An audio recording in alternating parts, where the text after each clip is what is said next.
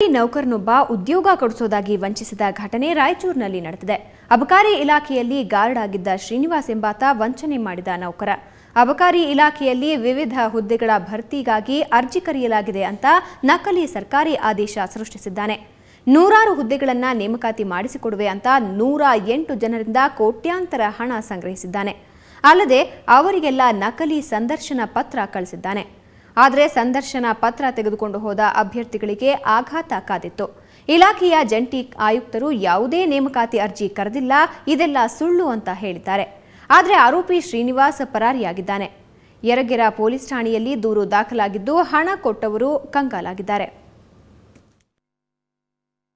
ನಾವು 3 ಲಕ್ಷ ರೂಪಾಯಿ ಕೊಟ್ಟಿವಿ ಸರ್. ಕೊಟ್ಟ ನಂತರ ನಾಳೆ ನಾಡ್ದ ಸತತವಾಗಿ ಒಂದು 5-6 ತಿಂಗಳು ಹಿಂಗೆ ಕಳೆದ ಸರ್.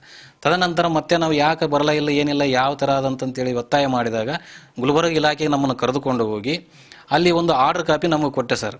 ಕೊಟ್ಟು ಇದು ಆರ್ಡರ್ ಕಾಪಿ ಅದು ನಿನಗೆ ಪೋಸ್ಟ್ ಮುಖಾಂತರ ನಿನಗೆ ಮನೆಗೆ ಕಳಿಸಿದ್ದಾರೆ, ಇದು ಒಂದು ಕಾಪಿ ನೀವು ತೊಗೊಳ್ರಿ ಬೇಕಾದ್ರೆ ನಿಮ್ಗೆ ಅನುಮಾನ ಇದ್ದರೆ ಅಂತಂತೇಳಿ ಸುಮಾರು ನಂತರ 108 ಜನಗಳ ಆರ್ಡರ್ ಕಾಪಿಯಲ್ಲಿ ಲೀಸ್ಟ್ ಇದೆ ಸರ್. ಆ ಲೀಸ್ಟ್ ನಮಗೆ ಕೊಟ್ಟ ನಂತರ ಮತ್ತೆ 3 ಲಕ್ಷ ರೂಪಾಯಿ ಪುನಃ ವಾಪಸ್ ಕೇಳಿದೆ ಸರ್, ಬ್ಯಾಲೆನ್ಸ್ ಅಮೌಂಟು. ಮತ್ತೆ 3 ಲಕ್ಷ ರೂಪಾಯಿ ಕೊಟ್ಟಿವಿ ಸರ್. ಕೊಟ್ಟು ಮತ್ತೆ 2-3 ತಿಂಗಳಾದ ನಂತರ ಯಾಕೆ ಬರಲಿಲ್ಲ ಇಲಾಖೆಯಲ್ಲಿ ಏನಂತಂತ ಕೇಳಿದರೆ ಇಲ್ಲ ಬರ್ತದೆ ನಾಳೆ ನಾಡ್ದ ಸುಮಾರು ದಿವಸಗಳು ಈ ಥರ ಕಳೆದ ಸರ್. ಆ ನಂತರ ಅವನು ಹಿನ್ನೆಲೆ ಏನು ಹೆಂಗೇನಂತ ವಿಚಾರ ಮಾಡಿ ಇಲಾಖೆಯಲ್ಲಿ ವಿಚಾರ ಮಾಡಿದಾಗ ಇದು ದಾಖಲಾತಿ, ಇದು ಸುಳ್ಳು, ಇದು ಆದೇಶ ಪತ್ರ, ಇದು ನಮ್ಮ ಇಲಾಖೆಗೆ ಸಂಬಂಧಪಟ್ಟಿಲ್ಲ ಅಂತಂತೇಳಿ ಕನ್ಫರ್ಮೇ ಮಾಡಿಲ್ಲ, ಯಾವುದೂ ಇಲ್ಲ ಅಂತಂತೇಳಿ ಇಲಾಖೆಯವರೇ ನನಗೆ ಒಂದು ದೃಢೀಕರಣ ಮಾಡಿ ಒಂದು ಪತ್ರ ಕೊಟ್ಟರು ಸರ್. ನನ್ನ ಗಂಡ ಕಾಣೆಯಾಗಿದ್ದಾನೆ, ಎಲ್ಲಿದ್ದರೂ ದಯಮಾಡಿ ಹುಡುಕಿ ಕೊಡಬೇಕು ಅಂತೇಳಿ ಪೊಲೀಸರಿಗೆ ಕಂಪ್ಲೇಂಟ್ ಕೊಡ್ತಾಳೆ.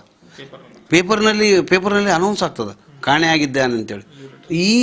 ಈ ರೀತಿ ಇದ್ರೂ ಕೂಡ ಮತ್ತು ತಿಂಗಳ ಲೀವ್ ಲೆಟರ್ ಕೊಡ್ತಾನೆ ಅವನು ಡಿಪಾರ್ಟ್ಮೆಂಟ್ಗೆ. ನನಗೆ ಆರಾಮಿಲ್ಲ, ನನಗೆ ಡಾಕ್ಟರ್ ಸಜೆಷನ್ ತಗೊಂಡಿದ್ದೀನಿ, ಡಾಕ್ಟರ್ ಸರ್ಟಿಫಿಕೇಟ್ ಸಹಿತ ಸಬ್ಮಿಟ್ ಮಾಡ್ತಾನೆ.